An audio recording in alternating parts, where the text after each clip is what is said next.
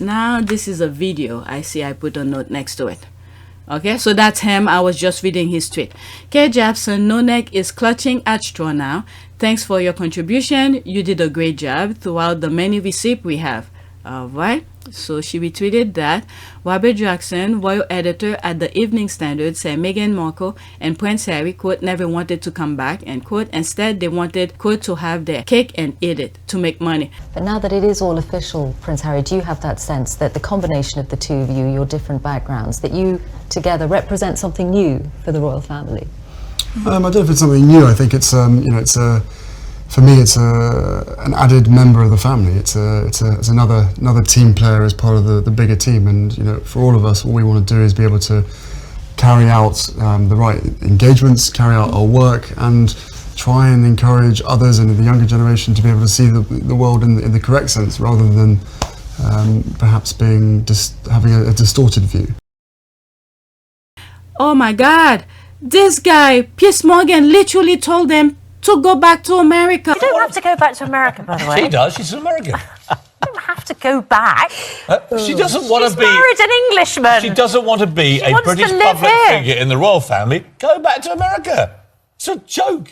What had Meghan supposed to do? And then all this nonsense that went on. You were in charge of royal protection. How would you characterise the threats that Meghan and Harry received?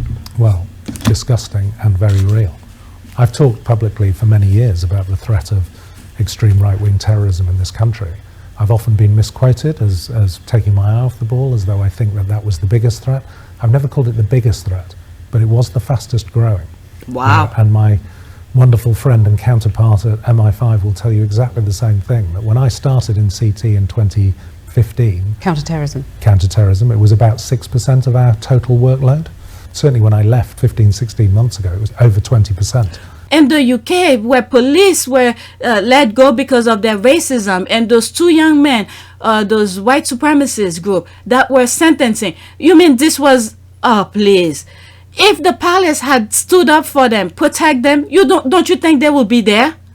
Oh please. All right, let's listen. It's 1 minute and 19 seconds. They obviously have no intention of any way back. They are ripping up trees, they're blowing up bridges, left, right and centre, and that's the way they want it. That's the way they wanted. That's the way they wanted it? No! I've grown up feeling supported from so many of you, and I watched as you welcomed Meghan with open arms, as you saw me find the love and happiness that I'd hoped for all my life. We both do everything we can to fly the flag and carry out our roles for this country with pride. Once Meghan and I were married, we were excited, we were hopeful, and we were here to serve. For those reasons, it brings me great sadness that it has come to this. They're blowing up bridges, left, right and centre, and that's the way they want it. The decision that I have made for my wife and I to step back is not one I made lightly. It was so many months of talks after so many years of challenges. They're blowing up bridges, left, right and centre, and that's the way they want it. And I know I haven't always gotten it right, but as far as this goes, there really was no other option. What I want to make clear is, we're not walking away. They're blowing up bridges, left, right and centre, and that's the way they want it. And we certainly aren't walking away from you. Our hope was to continue serving the Queen, the Commonwealth and my military associations, but without public funding. They're blowing up bridges, left, right and centre, and that's the way they want it. Unfortunately, that wasn't possible. I've accepted this, knowing that it doesn't change who I am or how committed I am. But I hope that helps you understand what it had come to, that I would step my family back from all I have ever known. They're blowing up bridges, left, right and centre, and that's the way they want it. To take a step forward into what I hope can be a more peaceful life.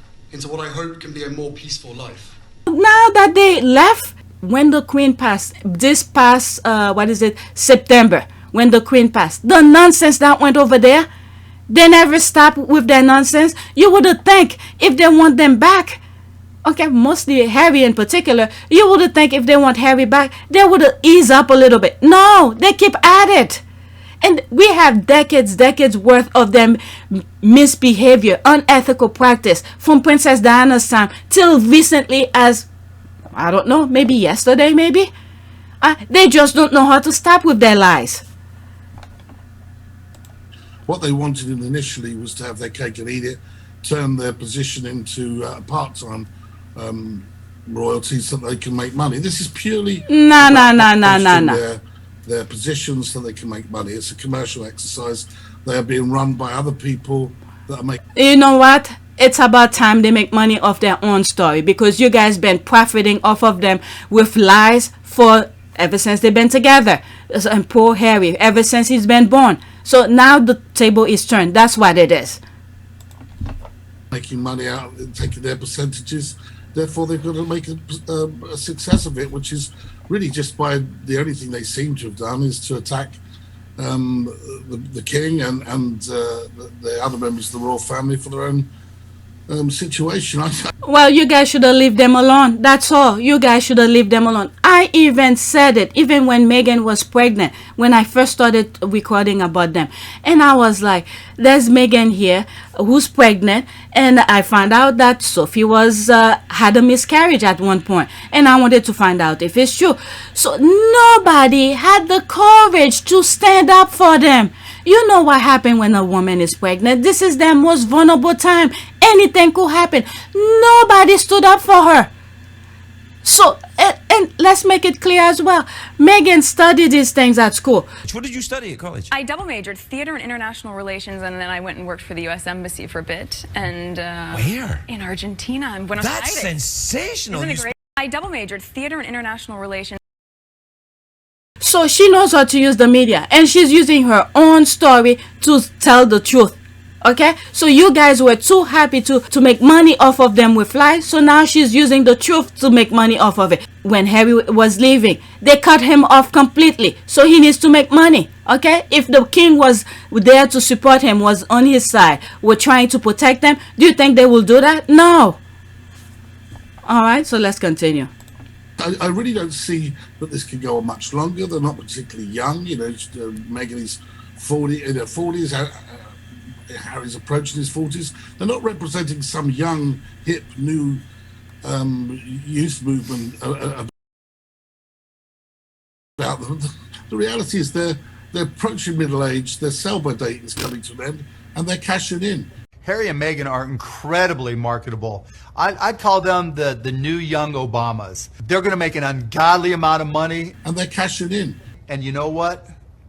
They literally could become billionaires. And they're cashing in. Over the next 20 years. If either of them came on Shark Tank, I wouldn't even wait for them to pitch. And they're cashing in. I'd be like, I'm in. Whatever you want. Yes.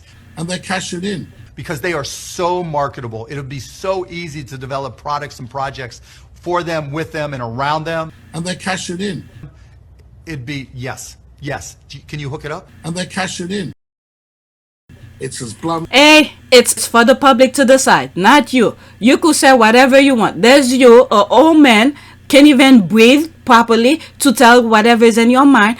But you seem to, on their case ever since, telling lies. So it's up to the people to decide who they want to listen to. All right, it's not for you to tell us how to think and how to view them. That. All right, let me move it back right here. 40s, Harry's approaching his 40s. They're not representing some young, hip, new youth movement about them. They're representing themselves. That's all it is. They're representing themselves. You lie so much about them, so now they're representing themselves. They told you guys since they were leaving the UK, they're not, I forgot the exact wording, but they're not dealing with you guys. All right, so they will use reputable sources, and then there's no middleman, so they'll do the thing on their own term. So that's what we're seeing right now. They told us. We should not be shocked. The reality is they're approaching middle age. Their sell-by date is coming to an end, and they're cashing in. It's as blunt and awkward as that. All right, so that was it. All right, let's see here. You see them dark circle under his eyes?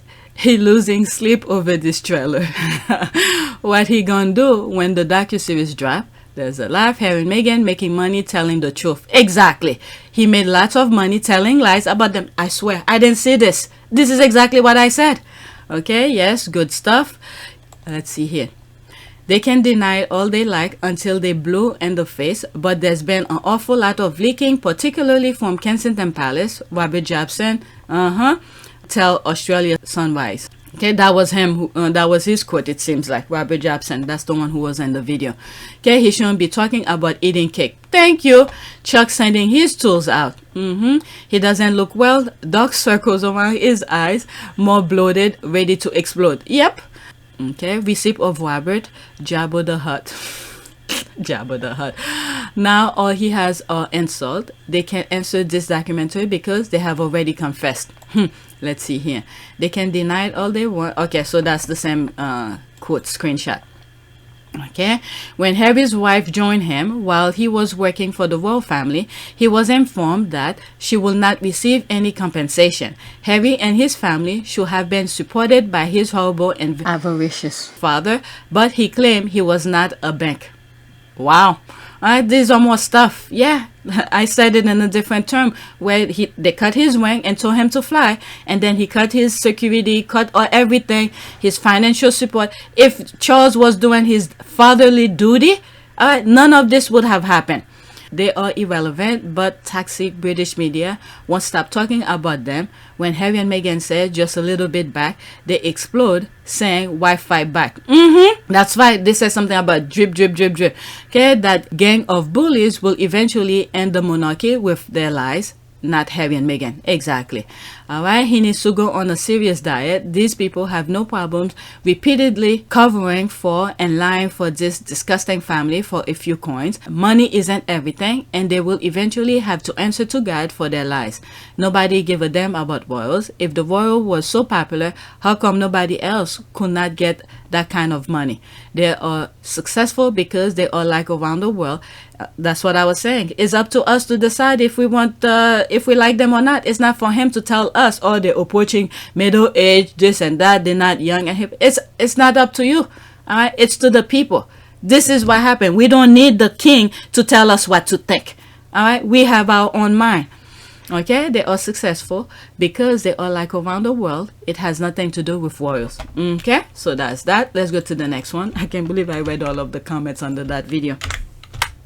Next tweet, again, this has to do with Jabson as well.